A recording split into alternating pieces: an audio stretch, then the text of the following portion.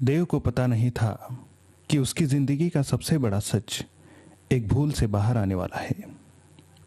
वह एक आम मंगलवार की शाम थी। न कोई बड़ा प्लान, न कोई बेचैनी। दिन भर के काम के बाद वो घर लौटा था और रात को किसी तरह काट देने की तैयारी में था। करीब 7 बजे काव्या का फोन आया। उसकी आवाज वही जानी पहचानी गर्म जोशी लिए हुई थी। डिनर की बात, केमिस्ट से प्रिस्क्रिप्शन लाने की याद, रोजमर्रा की बातें। वे लगभग 15 मिनट तक वैसे ही बात करते रहे जैसे शादीशुदा जोड़े सैकड़ों बार करते हैं, आराम से, बिना किसी मतलब के। काव्या ने बताया कि वह अपनी मम्मी के घर जा रही है। शायद डिनर के लिए वहीं रुक जाएगी। फोन रखते हुए उसने कहा, मैं अभी मम्मी पापा के घर पहुंच रही हूं, थोड़ी देर में कॉल करूंगी, लव यू। और लाइन शांत हो गई। देव ने फोन किचन काउंटर पर रखा और बचे हुए खाने को माइक्रोवेव में रखने लगा। सब कुछ बिल्कुल सामान्य था जब तक कि उसने एक हल्की सी आवाज़ सुनी। पहले उसे लगा कि कॉल डिस्कनेक्ट होते समय आने वाली वह आम सी नेटवर्क की गड़बड़ाहट है। फिर उसे हंसी सुनाई दी, साफ, अलग और बिल्कुल असली। उसका हाथ माइक्रोवेव के दरवाजे पर ही रुक गया।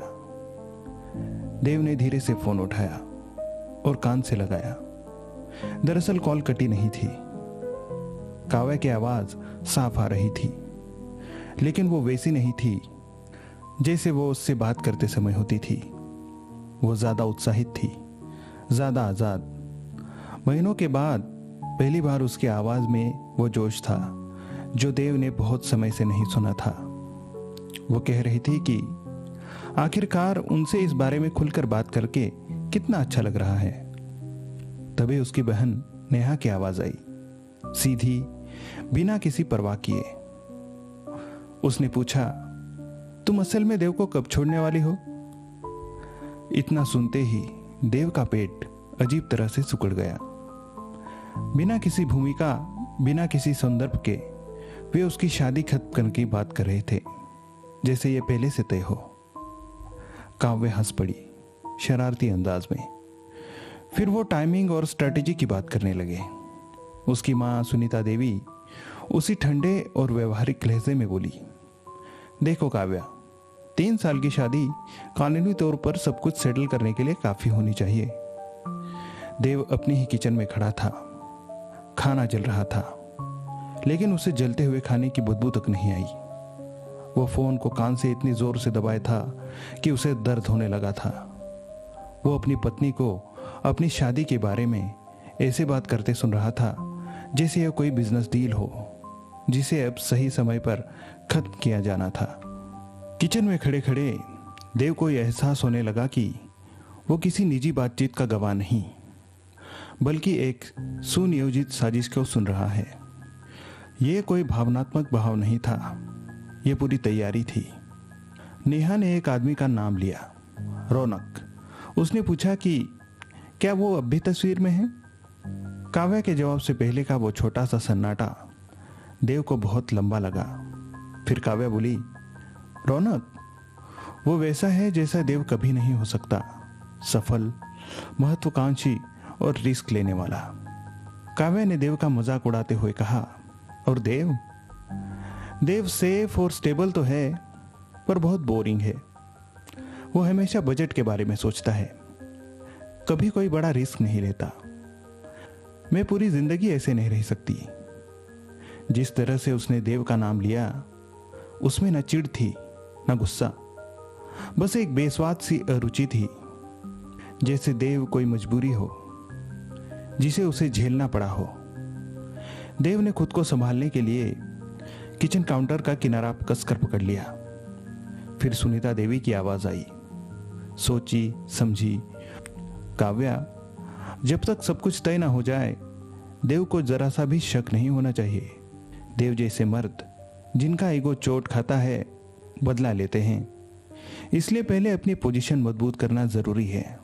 वे सिर्फ अलग होने की बात नहीं कर रहे थे, वे योजना बना रहे थे और हर कदम पर सोच समझकर समन्वय कर रहे थे। तभी नेहा ने साउथ मुंबई के एक बंगले का जिक्र किया जो समुद्र किनारे था। देव उस एरिया को जानता था। वहां के घरों की कीमतें आसमान छूती थी, जैसे वो जगह सिर्फ अमीर लोगों के लिए थी। काव्या ने कहा, सब कुछ फाइनल होने के बाद मैं रौनक के साथ वही रहूंगी। वो लोनावाला ट्रिप प्लान कर रहा है और देव का मजे का आइडिया देखो, पहाड़ियों में कैंप। और फिर वे सब जोर से हंसे। देव के ऊपर एक साझा मजाक किया जा रहा था। देव को अपनी कैंपिंग ट्रिप्स याद आई। कैसे काव्या हमेशा कहती थी कि उसे शहर के शोर से दूर प्रकृति के करीब रहना पसंद है और साथ में समय बिताना अच्छा लगता है। कितना बड़ा झूठ था वो। सुनीता देवी ने बातचीत को फिर से व्यावहारिक दिशा में मोड़ा। वकील से बातचीत हुई है ना, और संपत्ति का बंटवारा कैसे करोगी? ये सुनकर देव का खून ठंडा पड़ गया। काव्या ने गर्व से बताया, मैं सब कुछ डॉक्यूमेंट कर रही हूं, देव की इनकम, अकाउंट्स और घर। मुझे पता है कि मेरा किस चीज पर हक है। असली चीज देव के फैमिली ट्रस्ट फंड की टाइमिंग है। अगर मैं जून के बाद तक इंतजार करूं तो भारतीय कानून के हिसाब से वो शादी की संपत्ति का हिस्सा बन जाएगी। मेरा फाइनेंशियल एडवाइजर मुझे पिछले साल ही ये बात समझा चुका है। देव को याद आया कि वो खुद उस मीटिंग में बैठा था, बिना ये जाने कि वो जानकारी किस मकसद से ली जा रही है। वो 1 साल से ज्यादा समय से उसके बगल में बैठती रही, मुस्कुराती रही और एक आदर्श पत्नी बनने का नाटक करती रही, जबकि वो मन ही मन हिसाब लगा रही थी कि जाते वक्त उसे कितना ज्यादा पैसा मिल सकता है। सुनीता ने अफेयर के सबूतों के बारे में पूछा, क्योंकि कोर्ट में उससे नुकसान हो सकता था। काव्या का जवाब तुरंत और आत्मविश्वास से भरा आया। हमने बहुत सावधानी बरती है। कोई टेक्स्ट मैसेज नहीं, कोई ईमेल नहीं। हम सिर्फ तन्मय के फार्म हाउस पर मिलते हैं। मैं क्लाइंट मीटिंग के बहाने बाहर आ जाती हूँ। देव बोरिंग हो सकता है पर बेवकूफ नहीं, इसलिए मुझे उससे भी ज्यादा स्मार्ट होना पड़ा। सुनीता देवी की आवाज में तब एक अजीब सी गर्मजोशी आ गई। उन्होंने कहा कि मुझे अपनी बेटी पर गर्व है कि उसने खुद को चुना। उन्होंने देव को एक अच्छा आदमी तो कहा, लेकिन सुनीता देवी के हिसाब से यह अच्छा आदमी काव्या की तरक्की और लाइफस्टाइल को रोक रहा था। उनके लिए 3 साल की शादी की कीमत बस इतनी सी थी। तभी देव ने कुर्सियों के खिसकने की आवाज सुनी और कुछ हलचल हुई। अचानक काव्या की आवाज बदल गई। वो बुरी तरह घबराई हुई थी। उसने कांपते हुए बोला, अरे ये क्या? मैंने तो फोन काट दिया था ना। वहां कुछ जल्दी जल्दी फुसफुसाहट हुई। फिर काव्या की आवाज में पूरा डर समा गया जब उसे एहसास हुआ कि कॉल अब भी कनेक्टेड है।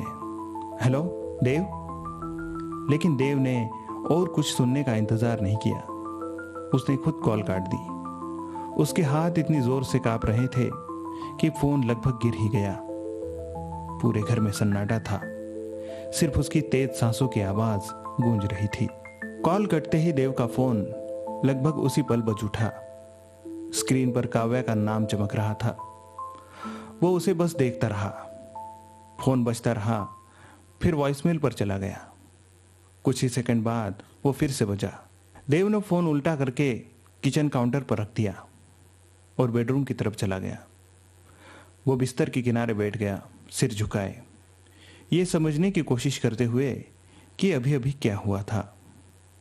जिस औरत से उसने शादी की थी, जिस पर उसने बिना शर्त भरोसा किया था, वो सुनियोजित तरीके से उसे आर्थिक रूप से तबाह करने की योजना बना रही थी, और वो भी रौनक के साथ रिश्ते में रहते हुए। उसका पूरा परिवार इसमें शामिल था। वे उसे रास्ता दिखा रहे थे, सलाह दे रहे थे और उसके साथ किए जा रहे धोखे का जश्न मना रहे थे।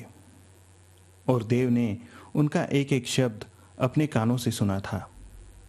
फोन लगातार बजता रहा, 1 बार नहीं, 2 बार नहीं, 3 घंटे तक।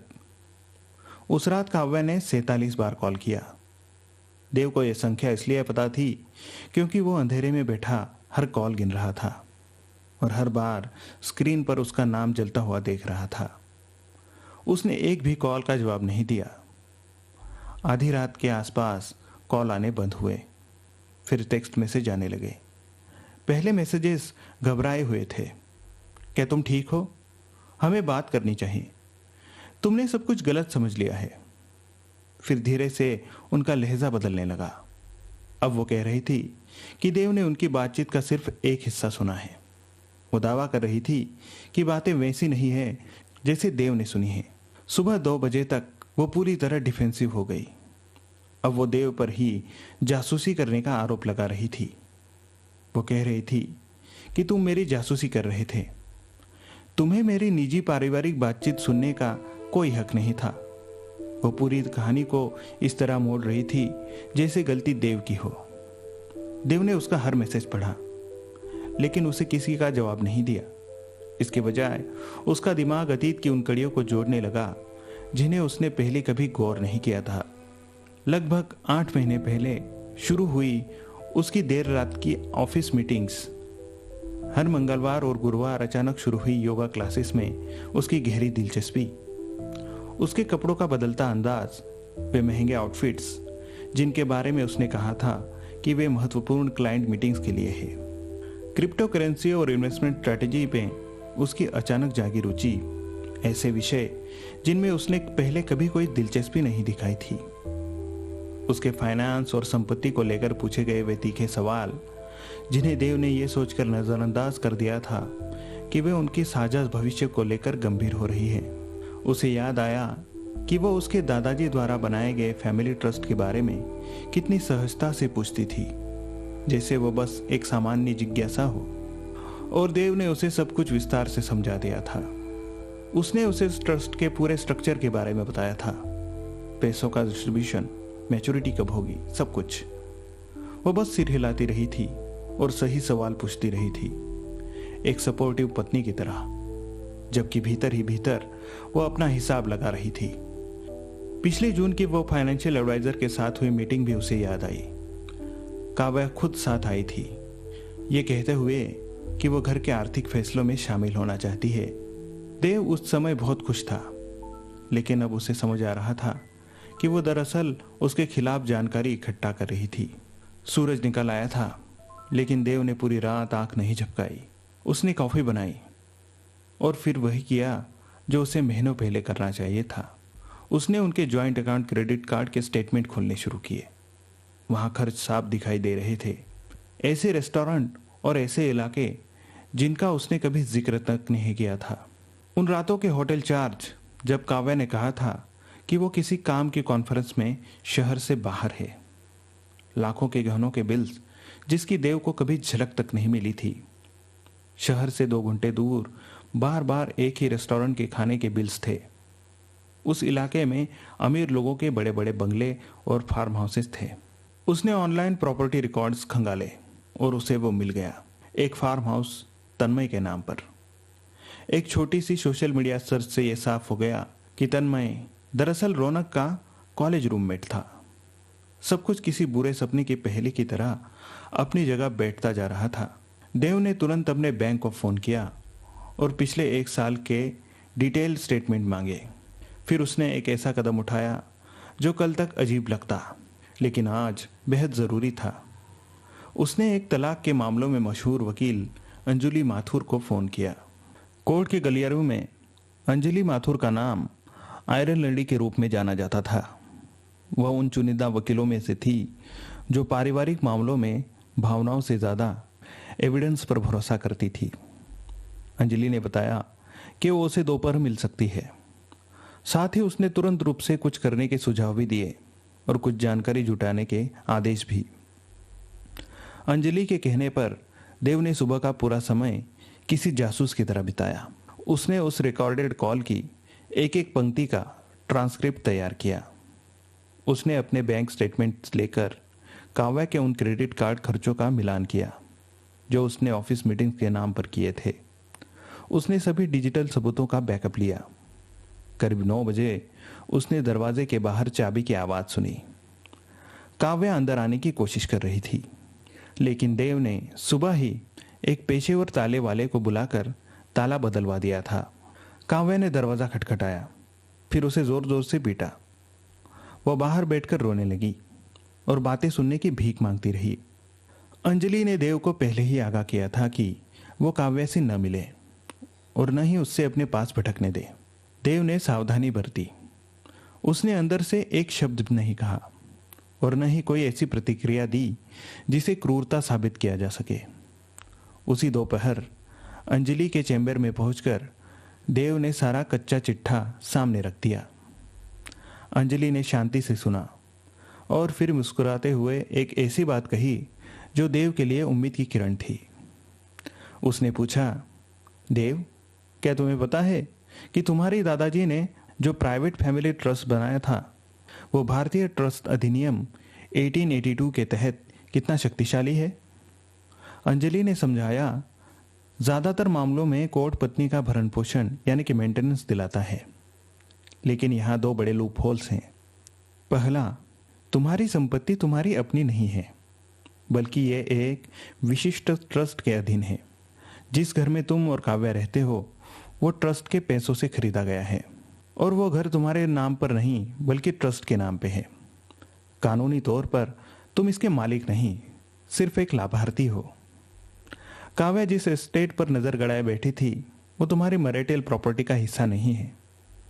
दरअसल देव के दादाजी खुद एक कॉरपोरेट वकील थे। उन्होंने अपने करियर में कई गंदे तलाक देखे थे, इसलिए उन्होंने यह सुनिश्चित किया था कि उनके पोते पोतियां कभी ऐसे जाल में ना फंसे। दूसरा और सबसे महत्वपूर्ण लूप होल था धारा 125(4) CRPC। अंजलि ने बताया, भारत में अगर यह साबित हो जाए कि पत्नी अडल्ट्री में रह रही है या वो बिना किसी पर्याप्त कारण के पति से अलग रहती है और उसने पति के खिलाफ वित्तीय धोखाधड़ी की साजिश रची है, तो हम मेंटेनेंस को नाटकीय रूप से कम करने के लिए ऑपोजिट पार्टी से समझौता कर सकते हैं।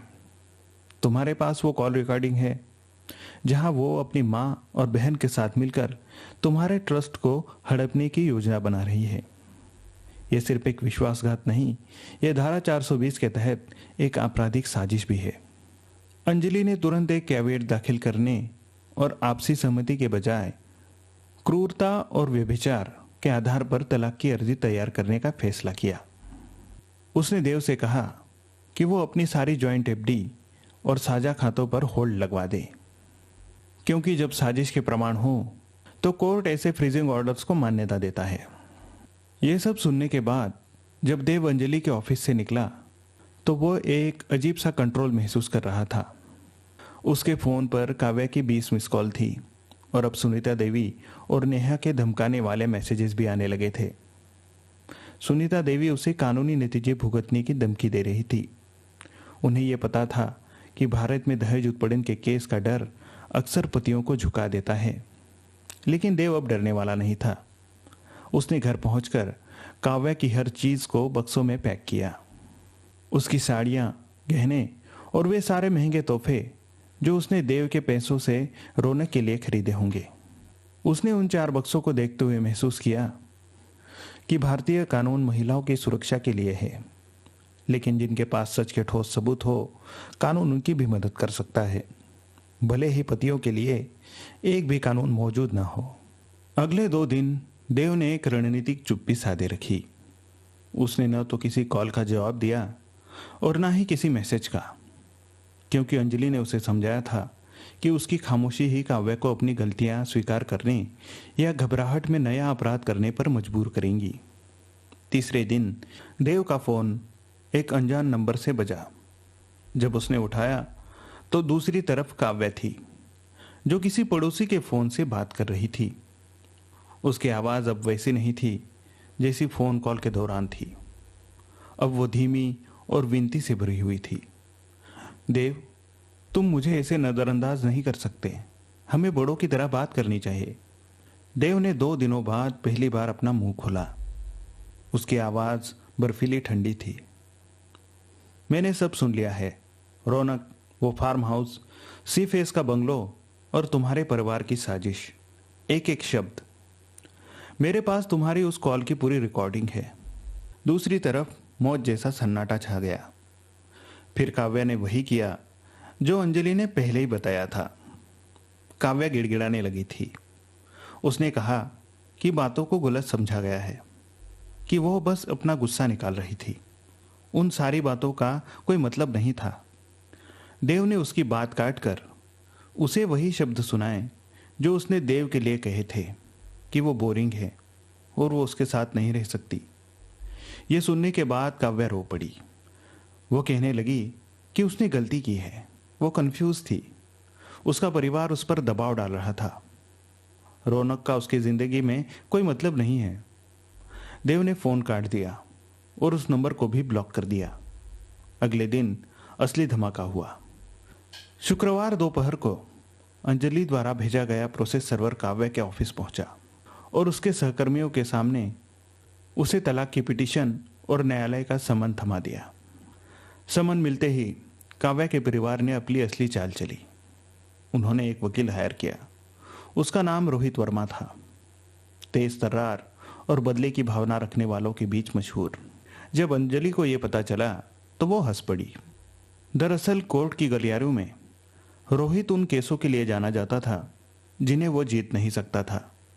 अगर क्लाइंट मोटी फीस देने को तैयार हो तो वो किसी भी तरह का केस ले लेता, बिना सोचे समझे। वो कोर्ट में तर्क तो बहुत अच्छे देता था, पर बिना पुख्ता सबूतों के। काव्या ने शायद उसे सिर्फ केस देखने के लिए ही 1 लाख रुपए दिए थे।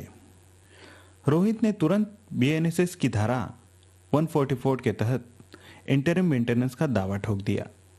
साथ ही काव्या ने सोशल मीडिया पर खुद को पीड़ित दिखाते हुए धोखा और घरेलू हिंसा के अस्पष्ट से पोस्ट डालने शुरू कर दिए, ताकि समाज में देव की छवि खराब हो सके। उसके दोस्तों ने कमेंट्स में सहानुभूति उड़ेल दी। वो मजबूत है, वो इससे उभर जाएगी, वो बेहतर की हकदार है, वगैरह वगैरह। देव सब देख रहा था, बिना किसी रिएक्शन के। उसे पता था कि सच ज्यादा देर तक छुप नहीं सकता। शुरुआती सुनवाई 3 हफ्ते बाद तय हुई। अंजलि इसके लिए तैयार थी। उसने देव को अपनी चाल समझाई। अंजलि ने काव्या के वकील को एक लीगल नोटिस भेजा, जिसमें 3 बड़ी धमकियां थी। आपराधिक साजिश, बीएनएस की धारा 61। अंजलि ने साफ किया कि फोन रिकॉर्डिंग में काव्या की मां सुनीता देवी और बहन नेहा देव को आर्थिक रूप से ठगने की साजिश रच रही थी। देव न सिर्फ काव्या पर बल्कि उसकी मां और बहन पर भी आपराधिक साजिश और धोखाधड़ी का मुकदमा दर्ज करेगा। दूसरी धमकी थी मानहानि का दावा। सोशल मीडिया पर डाले गए झूठे पोस्ट के खिलाफ देव ने 5 करोड़ रुपए की मानहानि का केस तैयार कर लिया था। अंजलि ने चेतावनी दी कि अगर पोस्ट तुरंत डिलीट नहीं हुए तो वो जेल और हर्जाना दोनों की मांग करेंगे। तीसरी चेतावनी थी न्यायालय को गुमराह करना। काव्या ने कोर्ट में हलफनामा दिया था कि उसके पास आय का कोई स्रोत नहीं है, लेकिन अंजलि ने काव्या जिस कंपनी में काम कर रही थी वहां की डिटेल्स निकाल कर रखी थी। काव्या का अपॉइंटमेंट लेटर, पेमेंट स्लिप वगैरह। साथ ही रौनक के साथ उसके वित्तीय लेन देन और महंगे खर्चों के सबूत कोर्ट में पेश करने की तैयारी कर ली थी, जो परजुरी यानी कि झूठी गवाही का मामला बनता। जब पहली सुनवाई हुई तो जज ने चेंबर में रिकॉर्डिंग का वो हिस्सा सुना जहां वे ट्रस्ट के पैसों को हड़पने की प्लानिंग कर रहे थे। जज ने सख्त लहजे में काव्या के वकील से कहा कि अगर ये साजिश साबित हुई तो न केवल भरण पोषण की अर्जी खारिज होगी बल्कि काव्या पर जुर्माना भी लगेगा। जज ने दोनों पक्षों को मीडिएशन में जाने की सलाह दी। यही वो मोड़ था जब काव्या का अहंकार टूट गया। उसे समझ आ गया कि देव के पास न सिर्फ सच है बल्कि उसे कानूनी रूप से काव्या को तबाह करने के लिए पर्याप्त हथियार भी तैयार कर लिए हैं। एक रात काव्या अचानक देव के फ्लैट के बाहर आ खड़ी हुई। वो पूरी तरह बिखरी हुई थी और नशे में धुत लग रही थी। दरवाजे के बाहर से वो चिल्ला रही थी कि देव, तुमने मेरी जिंदगी बर्बाद कर दी। रौनक ने मुझे छोड़ दिया। मेरी माँ भी मुझ पर चिल्ला रही है। उसने चिल्लाते हुए वो सच भी उगल दिया जिसे वो अब तक छुपा रही थी, कि जैसे ही रौनक को तलाक के केस, प्रॉपर्टी फ्रीज होने और कोर्ट में अपना नाम आने के बारे में पता चला तो उसने तुरंत उससे सारे रिश्ते तोड़ लिए थे। रौनक को अपनी कॉर्पोरेट छवि की चिंता थी किसी ऐसी औरत की नहीं जो खुद कानूनी झमेलों में फंसी हुई है। इतना ही नहीं, काव्या ने रोते हुए बताया कि उसका अपना परिवार, सुनीता देवी और नेहा भी उसकी लापरवाही से उस पर बुरी तरह नाराज है। वे उसे कोस रहे थे कि उसकी एक छोटी सी गलती ने उनकी पूरी मेहनत पर पानी फेर दिया और अब वे सब आपराधिक साजिश के कानूनी लपेटे में आ सकते थे। देव अंदर खड़ा था, बिल्कुल चुप। उसने अपने फोन से काव्या की इन बातों को भी रिकॉर्ड कर लिया ताकि यह क्रूरता और अवैध संबंधों का एक और पुख्ता सबूत बन सके। जब पड़ोसियों ने पुलिस बुलाने की बात कही, तब जाकर काव्या वहां से हटी। कुछ दिनों बाद फैमिली कोर्ट के मीडिएशन सेंटर में अंतिम मीडिएशन शुरू हुआ।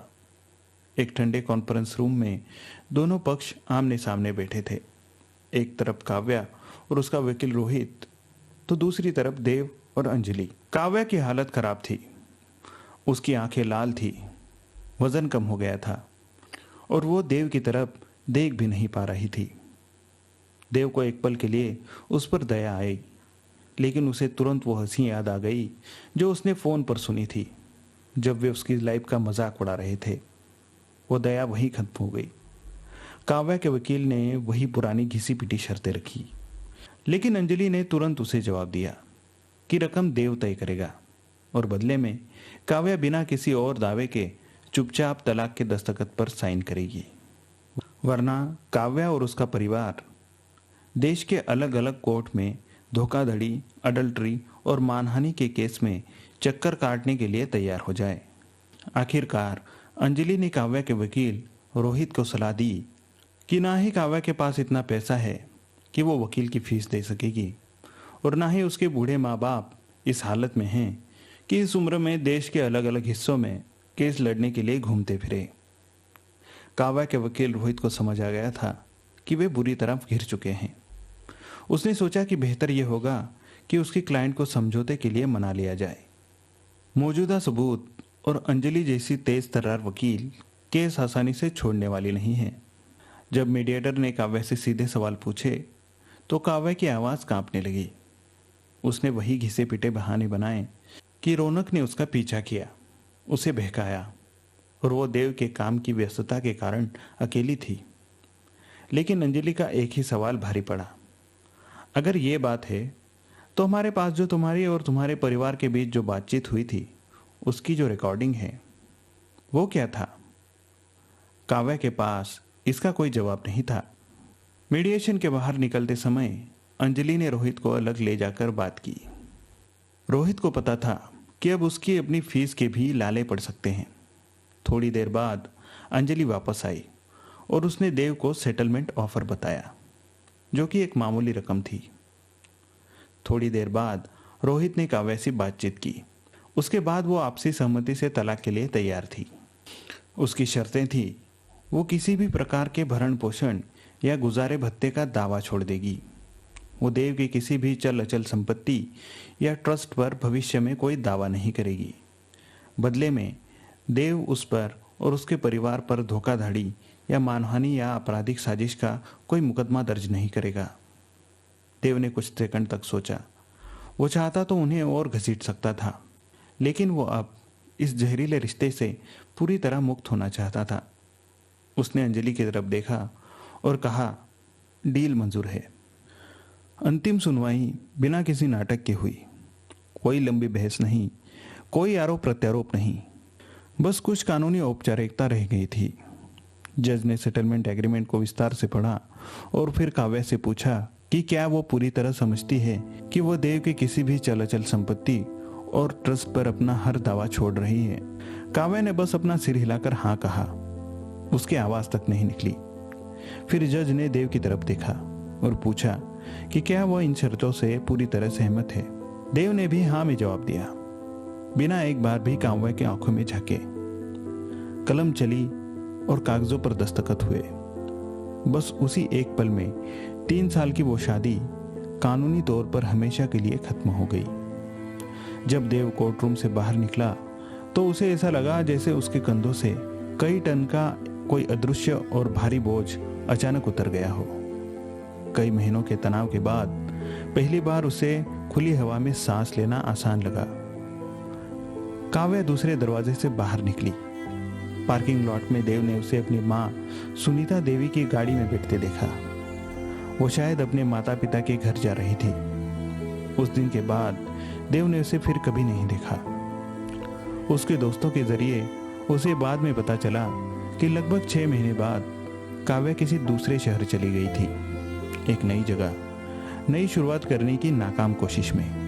रौनक बहुत पहले ही अपनी जिंदगी में आगे बढ़ चुका था। तलाक फाइनल होने से पहले ही वो किसी और को डेट करने लगा था और उसने काव्या का फोन उठाना तक बंद कर दिया था। काव्या का वो चमक धमक वाला सोशल मीडिया अकाउंट भी बंद हो गया। अब वहां ना कोई परफेक्ट लाइफ के पोस्ट थे और ना ही कोई खुशी। वो बस पूरी तरह से गायब हो गई थी। देव ने भी अपनी जिंदगी में बड़े बदलाव किए। उसने वो पुराना फ्लैट बेच दिया क्योंकि उन दीवारों में बहुत सारी कड़वी यादें कैद थी। उसने शहर के बीचों बीच एक छोटा लेकिन आधुनिक फ्लैट खरीदा जो सिर्फ उसका अपना था। उसने खुद को पूरी तरह काम में झोंक दिया, जिसका नतीजा ये हुआ कि उसे बड़ा प्रमोशन मिल गया। वो अब ज्यादा ट्रैवल करने लगा था और खुद के लिए समय निकालने लगा था। वो कुछ डेट्स पर भी गया, लेकिन अभी कुछ गंभीर नहीं था। वो इतनी जल्दी फिर से किसी पर उस तरह का भरोसा करने के लिए तैयार नहीं था। यह पूरा अनुभव देव को भीतर से बदल चुका था। उसने सीखा कि जिस इंसान को आप दुनिया में सबसे बेहतर जानने का दावा करते हैं, वही आपके लिए सबसे बड़ा और खतरनाक अजनबी हो सकता है। उसने ये भी जाना कि कभी कभी चुप्पी शब्दों से कहीं ज्यादा ताकतवर हथियार साबित हो सकती है।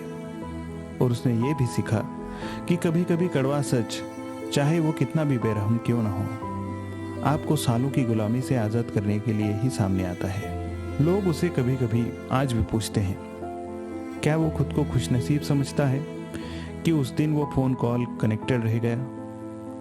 देव को इसका जवाब देना आज भी मुश्किल लगता है। उसका एक छोटा सा हिस्सा चाहता है कि उसने वो सब कभी नहीं सुना होता, ताकि वो थोड़ी देर और अनजान और झूठी खुशी में रह पाता। लेकिन उसका बड़ा और समझदार हिस्सा जानता है कि उसे एक गलती वाले कॉल ने उसे सालों तक एक साजिश के तहत इस्तेमाल होने से बचा लिया था। उसके लिए सबसे दर्दनाक बात धोखा नहीं थी। सबसे दर्दनाक था कि जब उसे लगा कि वो अपनी शादीशुदा जिंदगी में स्थिर और खुश है, लेकिन असल में काव्या के लिए यह रिश्ता क्या था? सिर्फ एक बिजनेस डील। और फिर भी वो बच गया था। और उससे भी बड़ी बात यह थी कि उसने खुद के पारिवारिक विरासत की संपत्ति को भी बचा लिया था। उस फोन कॉल ने उसे सच दिखाया और वही सच आखिरकार उसे आजाद कर गया।